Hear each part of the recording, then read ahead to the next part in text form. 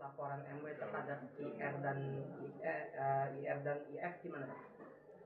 Jadi dapat kami sampaikan pada tanggal 10 Februari yang lalu, laporan WM terhadap terlapor IF dan IR telah dinaikkan prosesnya ke tahap penyidikan. Dari tahap penyelidikan ke tahap penyidikan. Artinya, segala pengumpulan kemarin sudah dirasa ada perbuatan pidana yang ditemukan dari laporan saudara WM. Untuk itu setelah ini, penyidik akan melakukan permintaan keterangan secara pro justitia. Untuk itu setelah ini, penyidik akan kembali memanggil pelapor dan saksi-saksi serta mengumpulkan barang bukti, alat bukti yang lain termasuk melakukan penyitaan untuk membuat terang pidana yang terjadi. Untuk tahap awal pemanggilan pelapor kapan, Bang? Jadi ini sudah dikonfirmasi oleh penyidik kepada pelapor.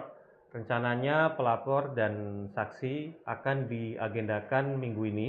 Cuman untuk jadwal belum terkonfirmasi lagi, tapi minggu ini akan kami laksanakan pemeriksaan pelapor dan saksi lainnya. Boleh tahu, Bang, pelapor dan berapa saksi, Bang, rencananya?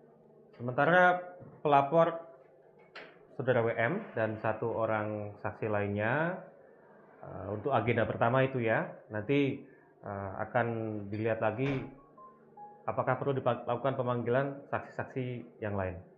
Tadi kan bilang sudah memenuhi unsur pidana, Bang, ya. Unsur pidana pasal berapa, Bang, kalau boleh tahu?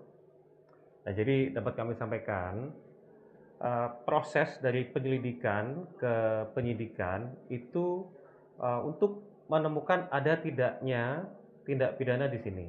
Ketika penyidik memutuskan untuk menaikkan ini ke tingkat penyidikan, maka penyidik berkeyakinan bahwa ada tindak pidana di sini dan untuk itu, untuk melakukan segala upaya pemenuhan fakta-fakta secara pro justitia diperlukan upaya menaikkan tahapnya ke penyidikan.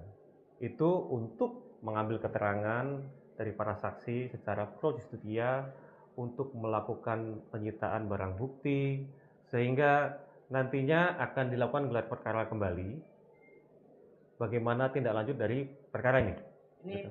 Atas laporan MW pasal berapa, Bang, kalau boleh tahu?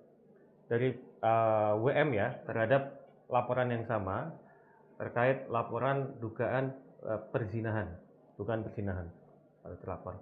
Baik. Terima kasih, Bang.